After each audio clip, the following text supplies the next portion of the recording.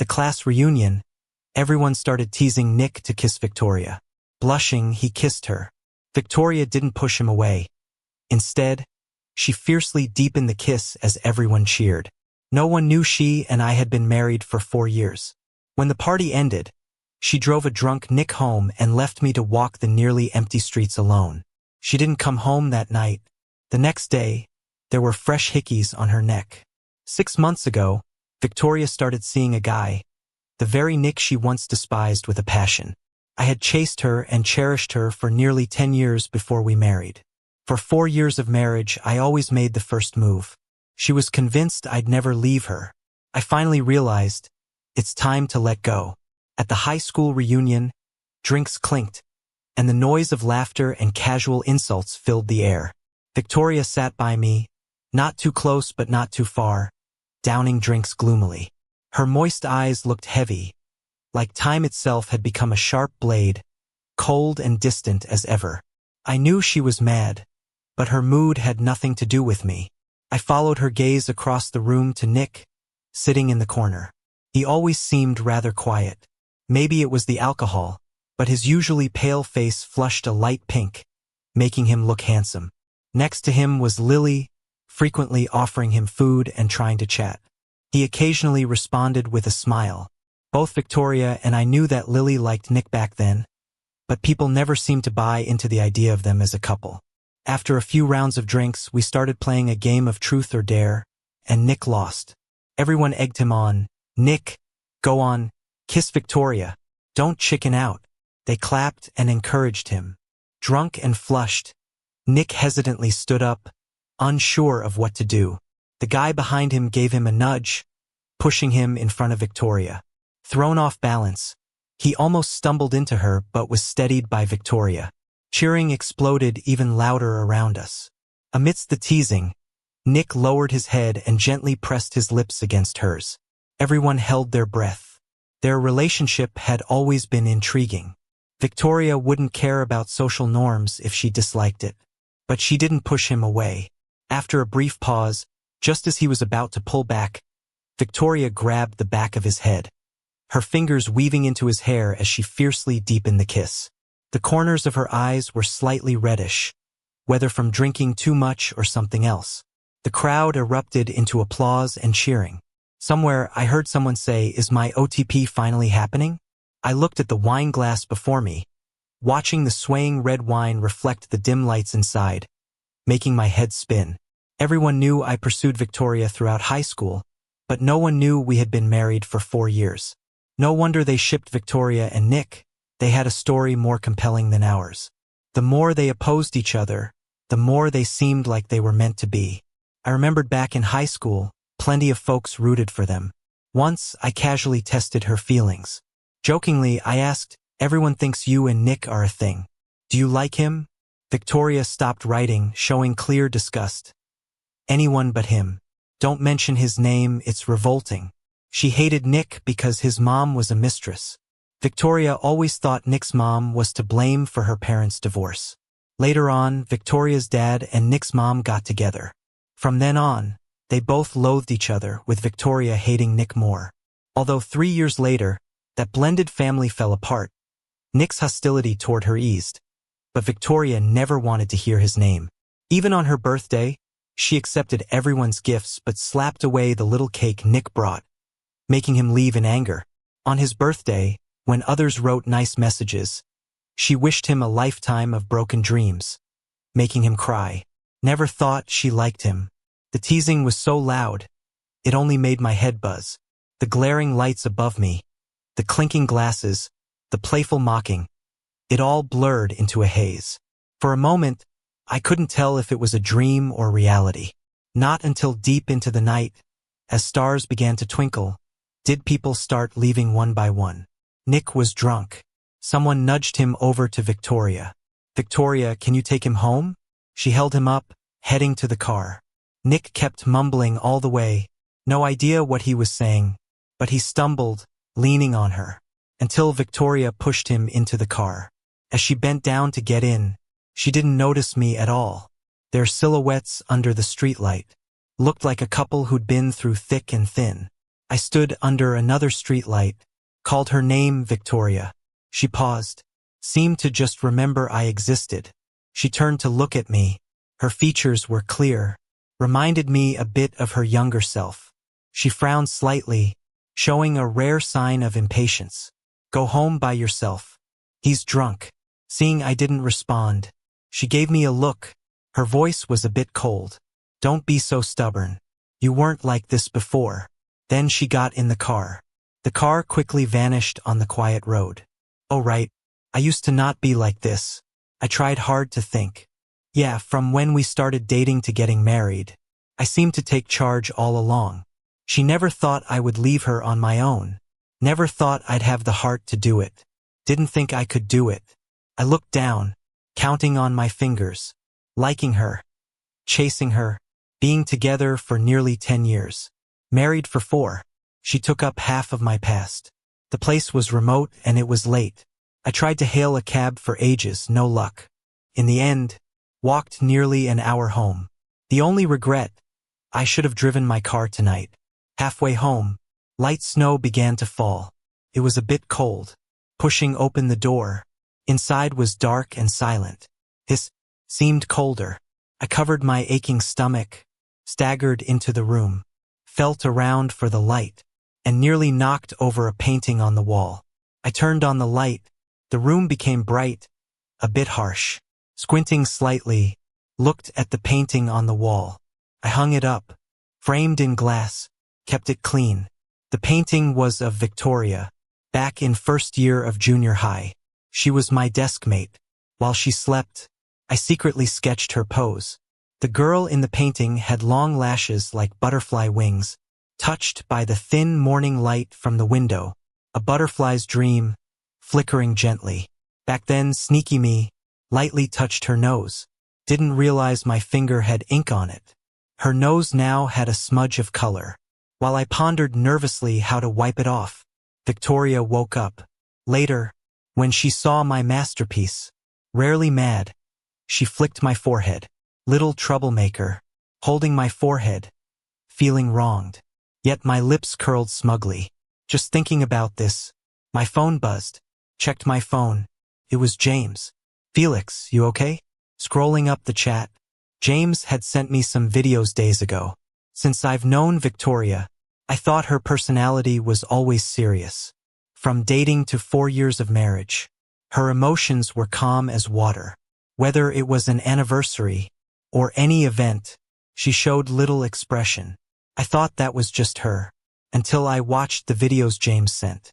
I realized she wasn't always serious, not unromantic.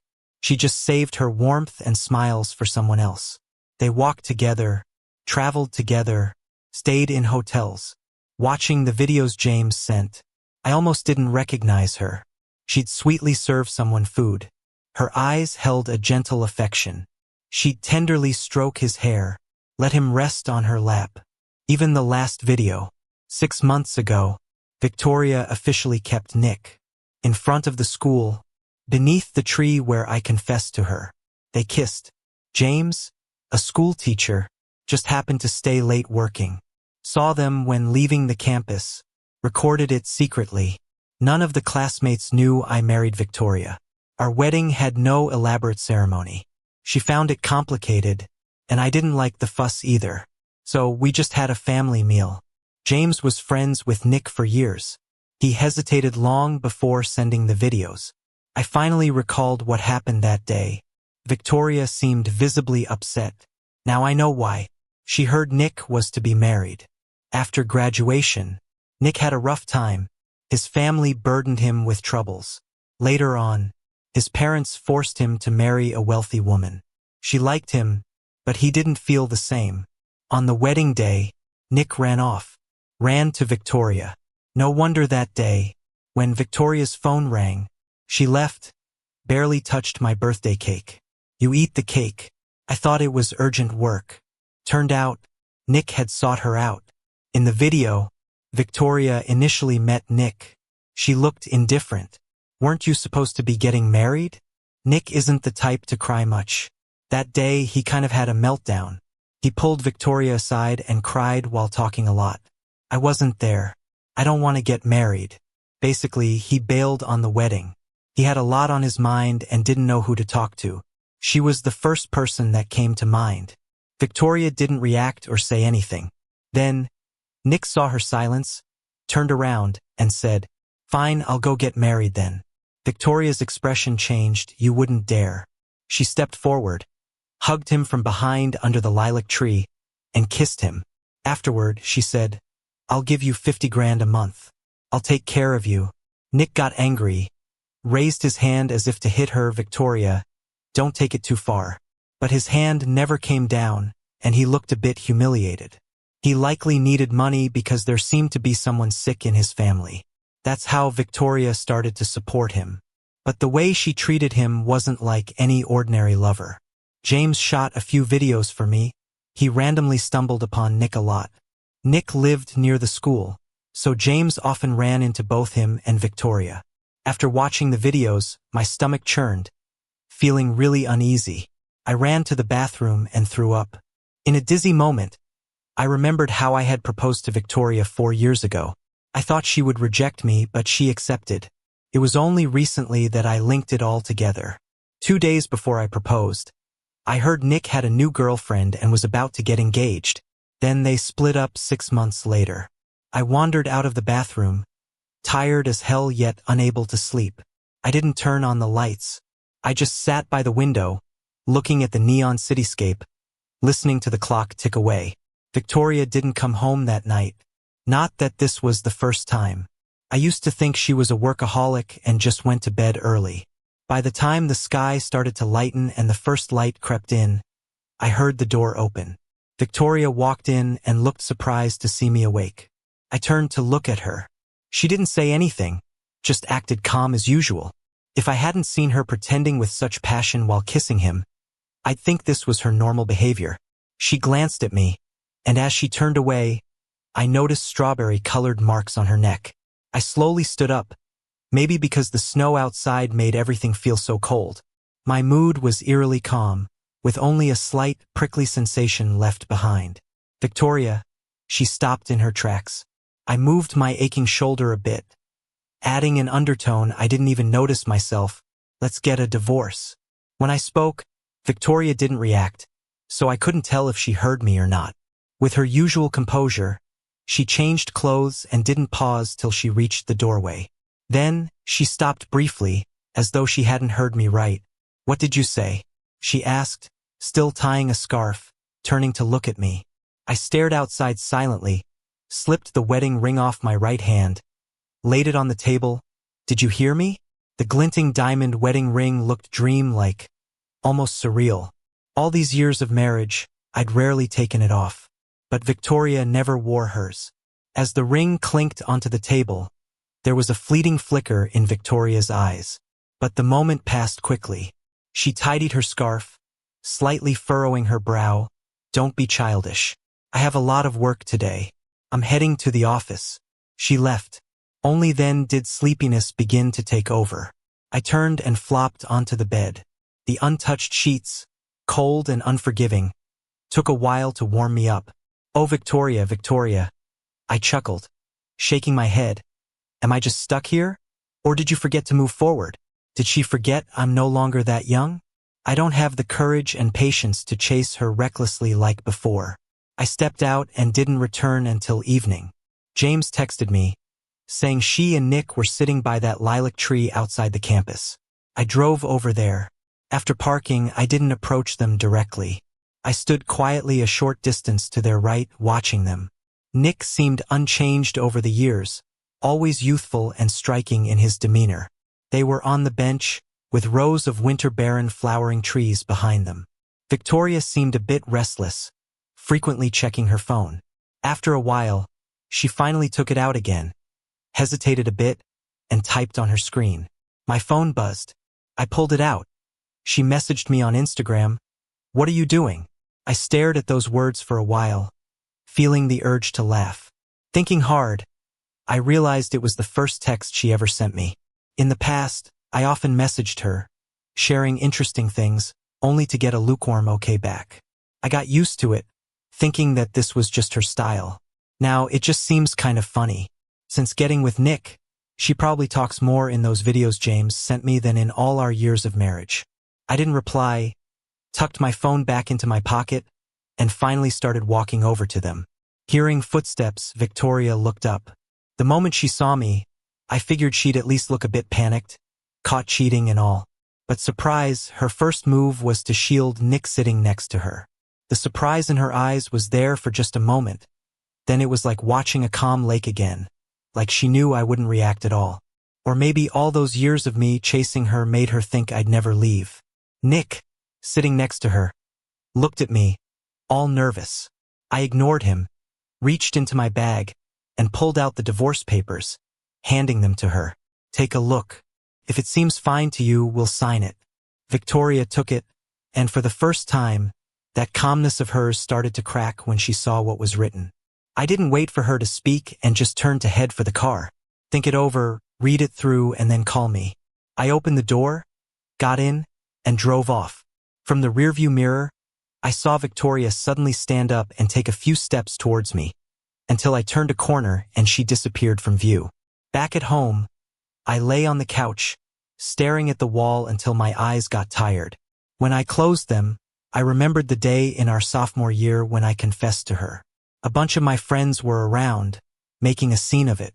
I was so nervous I couldn't see anyone clearly except her. James was there with a grin, recording it all, and the only thing I heard was her saying okay. Not too long ago, I found that old video again, and in the crowd I saw Nick. Before Victoria said yes to me, she looked his way just once. And when she agreed, Nick dropped his gaze and walked away. Thinking back, it was shortly after Nick had started dating the class beauty from next door. Mulling this over, I let out a smirk, tossed my phone aside. My heart felt heavy, like it was stuffed with cotton. Turns out I've been a stand-in all along. Just something to get at him. What a clown I've been, revolving around her like that. In the end, it was nothing but a one-man show. No wonder people thought we broke up ages ago, even though we never actually did, just 'cause she was always a little distant. I took a deep breath, about to toss all these tangled thoughts out, when my phone rang. Hearing it, I didn't realize it was my phone right away, because I set a special ringtone for her, and it never, ever rang. I let it ring a bit before opening my eyes and picking it up. I didn't say anything, just waited quietly for her to speak. Victoria spoke first, asking why I wasn't at home. I glanced around at my place, then at the time on my phone. It was 6:30. She actually came home. Hard to remember the last time she was back this early. I lowered my gaze, my ringless right hand tapping on the table. If you're sure about it and you've read through it, then sign it. Let's find a time to go to the Civil Affairs Bureau together. Victoria took a deep breath on her end, her voice dropping a bit. Are you throwing a fit because of Nick? I paused a moment, my grip on the phone tightening, my voice turning cold. Shouldn't I be upset, Victoria? Since chasing after her all those years, I'd never talked to her like this. Always soft-spoken around her, never once raised my voice. She seemed stunned on the other end. Lightly tapping the table, or do you think I should watch you be with Nick and still pass my blessings your way? Should I keep happy, endure it, because from beginning to end, it's always been me pleasing you? Is it just because I fell for you first I'm supposed to keep my head down?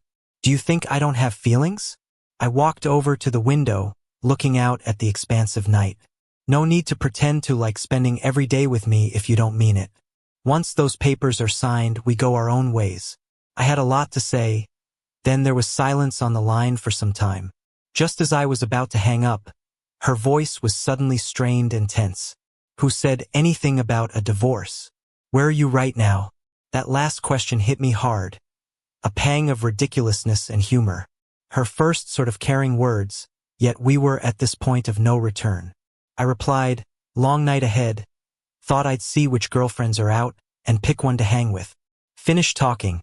I switched off my phone and threw it onto the bed. I lay down, staring up at the ceiling. The apartment was pretty new, the place I'd planned for Victoria and me to stay. I really liked this spot because of the open view when you open the window. But we barely lived here before she said she didn't like it, so we moved to where we are now. Thinking back now, it wasn't that she didn't like it here, it was just that the other side had closer to where Nick lives, right? It wasn't until I finally turned my phone back on the next day that I realized Victoria had been trying to reach me all night long. There were dozens of missed calls and countless messages waiting from her. If this were before, to see her so desperate would have made me so happy. But even if she spent the whole night looking for me, she couldn't figure out where I was. If it were Victoria who went missing, I'd find her in no time. I know her likes and dislikes, her favorite hangouts, and which friends to ask if she disappeared. But Victoria's different. Maybe it was only last night that she realized she didn't have any way to reach me. She's never cared about what I enjoy doing or where I spend my time. After knowing each other for over a decade and even being my wife, she knows less about me than a colleague she's worked with for just 6 months, absolutely nothing. I finally replied with a message. Sign it, or if you want to go to the Civil Affairs Bureau, let's do it. Just contact me. For a couple, it's shocking we've become this distant. After freshening up, I went to work. It wasn't until evening that Victoria finally found me. Honestly, I think she had to scroll through our chat history to figure out where I worked. I was already packing up to leave when she walked in. Seeing her, I suddenly didn't want to leave just yet. I kept typing away at my keyboard, thinking maybe burying myself in work is a good idea. Victoria approached me, her voice soft. Felix. I hadn't heard her say my name like that in who knows how long. For a brief second, it transported me back to our youthful days. My nose stung with emotion, but I kept typing, pretending not to hear her. My coworkers glanced over at Victoria, with a few new grads even sneaking pictures of the pretty woman. A colleague sitting next to me grinned and asked, Felix, is that your girlfriend? Victoria's expression froze for a moment before she corrected him. Standing next to me, his wife. My straightforward colleague blurted in shock. Oh, so you're married? Victoria's face darkened further. Didn't you clock out? I'll take you home. I really had clocked out. Most coworkers were already headed out, leaving just a few behind, still wrapping up their tasks. Typing away, I paused for a few seconds, then continued, working late tonight, not heading back early. Those were phrases she often used. I figured with Victoria's typically indifferent attitude, she'd just turn and leave. But surprisingly, she sat beside me, saying, I'll wait for you, just like I used to wait for her back in the day. Whether she had after-school cleaning duty or some other task, every time she turned around, I'd be there waiting. Focused on the screen, with a touch of irony, I asked, what's your angle now? For her, our marriage should be a burden, right? Being with me certainly can't be as joyful as being with Nick. Why suddenly cling on and not get divorced? I couldn't figure her out and didn't want to anymore. On those countless nights of waking up alone, I've thought enough to exhaust myself and lower myself to dust. Now, thinking back while I was tossing and turning, she might have been comfortably asleep, enveloped in warmth. Victoria didn't respond. She sat beside me quietly for an hour before leaving. I didn't even lift my eyes. I knew she wouldn't be patient with me. But to my surprise, Victoria came back with a packed dinner. Eat something. Opening the box, the sweet and spicy scent greeted me. I glanced at it and passed it to a coworker, who happily accepted. Victoria's expression darkened even more. Felix, stop being childish. My coworker turned in confusion, looking back and forth between me and Victoria. Felix, aren't you the one who dislikes sweet and can't handle spicy? Victoria paused, stunned for a long time. Slowly, I replied, yeah, because the one who likes the sweet and spicy stuff is her. I used to pretend to like it too. It's like Victoria had turned into the high school version of me, reaching out for contact and trying to win me back. But I was coming home later and later, still living separately. It wasn't until I opened the door and smelled the aroma wafting from the kitchen that I was taken aback, heading inside. In the dining room, Victoria had prepared a full spread, neatly arranged and still steaming. Nothing spicy. The warm yellow light made everything feel cozily softened, resembling the home I once dreamed of. She finally remembered we used to live in this house. Seeing me, Victoria removed her apron. Come eat. I glanced at the table silently and walked to the living room, already ate out. The serving spoon paused in her hand. I no longer had the energy to care about her every move or thought, as I used to. I started organizing my room, pulling a book from the shelf to read on my own. Victoria didn't make a sound, and gradually, I almost forgot she was still in the house.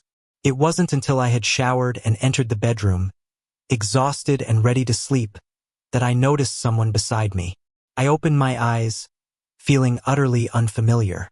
Victoria had never gone to bed before me. Accustomed as I was to sleeping alone, when she wrapped her arms around me from behind, all I felt was turned to stone. Her warm breath by my ear, she murmured with a deep voice, like a rich wine tempting, "Let's talk about Nick's situation again." Those words were like cold water, snapping me back to reality. Even now, she couldn't let him go. Talk? Talk about what? Gently, I pried her hands off. No need to talk anymore. And so I turned into the Victoria of the past, coming home late, very late. Or I'd rather crash at James's place than even see her. She started coming home early a lot, like I used to, chasing her. She became more and more concerned about my every move. She's dragging her feet about the divorce, finding all sorts of reasons not to sign. I'm not in a hurry. I'm even curious to see how she'd try to win me over. Watching her hopeful attempts to surprise and warm my heart, only to walk away disappointed time and again. Watching her, I realized that's how I was when I pursued her. Victoria's colder than I am. Back then, when I was chasing her, I hit way too many walls. It got me wondering how I stuck around for so long, so small, humbled to the ground. Was it maybe this pitiful persistence that made me seem trivial and cheap to her? Pondered, swirled my glass, and shook my head with a smile. Everything easy to get in this world always ends up being taken for granted. Felix, check it out. There's a guy over there. James poked me. He's looking over. Huh? Is he checking you out, Felix? In the bar, under the neon lights, I spotted a delicate figure. When the woman turned her head, her face was pure as snow, a touch shy and out of the ordinary. Just one glance, and I was thrown off. She really had an uncanny resemblance to Victoria back in the day. I was so spaced out, I didn't even notice. The woman part the crowd and walk up to me, until she finally stood before me. She shyly pulled out her phone, asking for my contact. James chuckled on the side, nudging me. Honestly, this isn't the first time this has happened to me. I seem to have this knack for attracting women like her. Before I could answer, someone grabbed my wrist hard from behind, a voice dripping with anger. Felix. I turned around. Victoria stood there, holding a big bunch of vivid roses. The fragrance hit me right away. She grabbed my hand, with a ring gleaming coldly on her finger. My own hand was empty. She glared at the woman for a moment, then gave me an icy stare. My eyebrow raised slightly. What's up? She leaned closer, trying to swallow down her anger, saying, "It's our anniversary today." I was even more surprised. Isn't that something you never cared about? I laughed as I spoke. In all our anniversary years, she was never around, either too busy or some other excuse. Victoria froze for a bit. She silently thrust the roses into my hand. Let's go home. Home. I looked down at the roses, still wet with droplets, then tossed them into the trash bin nearby. Victoria had no time to stop me, just turned to look at me, her eyes clouded with emotion. James leaned in, seizing the moment, added, "Felix is allergic to pollen. Didn't you know?" I shook off her hand, avoiding her stunned and dimming eyes. I didn't push Victoria to sign every day. I didn't bring up the drama every day. But after 6 months, Victoria finally gave up in despair and agreed to sign. I knew, being cold-shouldered daily, having your hopes dashed over and over, even if it's just little things, all of it adds up, becomes the straw that breaks the camel's back. The more I looked at her, the more I saw myself back then, young and passionate, full of patience and reckless energy, unwavering courage. Now, with my current self, I doubt I'd last even 6 months. We signed the divorce papers at home. I was calmer than I expected, like the storms had passed, leaving a cold, quiet sea. Victoria drank a lot, her whole being reeked of alcohol. I knew she wasn't into drinking.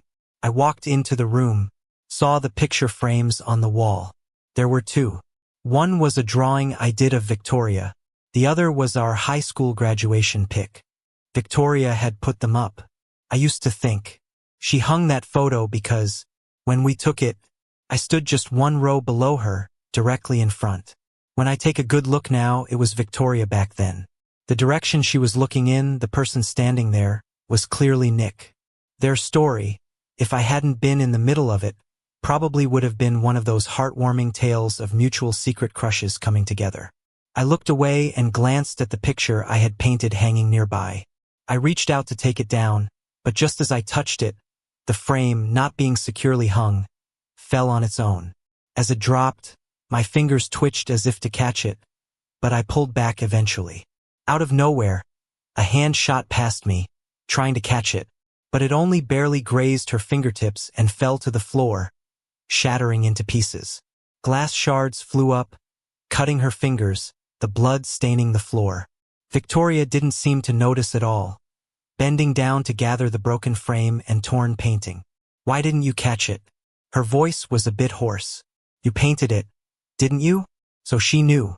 I thought she didn't. It had been hanging in the room for so many years, and she always walked past it without a glance, never asking once. The glass shards continued cutting her fingers, coloring the floor red bit by bit. I grabbed her hand. "Don't clean it up. What's broken is broken. Even if you piece it back together, it's never the same as before." "Does it hurt?" she asked, looking at her wounded hands. "No. What hurts is the old me. If I had known all love had to be guarded, it wouldn't be so exhausting now to even think about love." The halted glass shards stopped. She slowly looked up, her long, beautiful eyes meeting mine. It was the first time I saw her with this expression. Eyes shattered like scattered glass, impossible to piece back together whole again. She reached out towards me, trying to touch my face. "Don't get divorced. Can we try again?" I avoided her hand and turned to the table, signing the divorce papers and shaking my head. After finishing up the divorce process with Victoria, I suddenly felt much lighter. As we left the civil affairs office, I went east and she went west. I didn't look back until I got into the car. Only then did I realize she was standing not far from where we split, just staring at me, like a lost child. I tore my gaze away from her, pressed the gas pedal, and drove away. For once, it wasn't me following her, watching her silhouette vanish. I knew Victoria would end up with Nick. Even during our divorce proceedings, she never said she'd let Nick go. Their public announcement of being together didn't surprise me at all. But their breakup news came so fast it shocked me. Less than 7 days after Victoria and I divorced, what was once a relationship in the shadows finally brought to light, yet ended so quickly. James sent me a screenshot of Nick's Twitter. Nick had written something like, "Turns out you just like the thrill of skirting boundaries. If I'd known, you should have told me sooner." Her weariness with the relationship arrived quickly, shocking everyone. Since that day, I stopped trying to follow whatever updates there were about Victoria. But news of her reached me now and then through mutual friends. I heard Victoria got the photo I had dropped restored, and she put it on her desk, often staring at it absent-mindedly. I pawned our wedding ring, yet she still wore it. One day, snowflakes floated outside my window, and when I pulled back the curtain from the high rise, I saw her in her gray coat standing by a lamppost, gazing silently at the rarely populated road. It reminded me of when we were in high school and I stubbornly waited in a snowstorm to surprise her for her birthday. I pulled the curtains back, pretending not to see her. I've grown accustomed to a life without Victoria. The once empty and lonely house feels warm and tidy now, set up exactly how I like it. I can cook the meals I love without having to think about whether she likes them or not. I can spread out on the comfortable bed without waking up in the middle of the night to an empty space beside me. The following summer, I packed my bags and traveled far and wide, visiting many places. Sometimes I had friends with me, and other times I went alone. I saw the clear blue sea and the desolate desert, watched eagles soar across the sky, and climbed mountains to watch the sunrise and sunset. I stood before snow-capped mountains, scooping up a handful of ice-cold snow. These were things I once wanted to do and see with Victoria, which she always found reasons to avoid, yet somehow had the time for someone else. Some close friends told me Victoria had changed. Even friends from her company tried to persuade me. I think she genuinely regrets it now. She still hasn't taken off the ring and hasn't gotten close with other men. Maybe you guys should consider getting back together. When I got their message, I was watching the sunrise from a mountain peak. I looked down and typed back my response, no thanks. Not all things are worth forgiving, and not all beautiful sights require two people to see.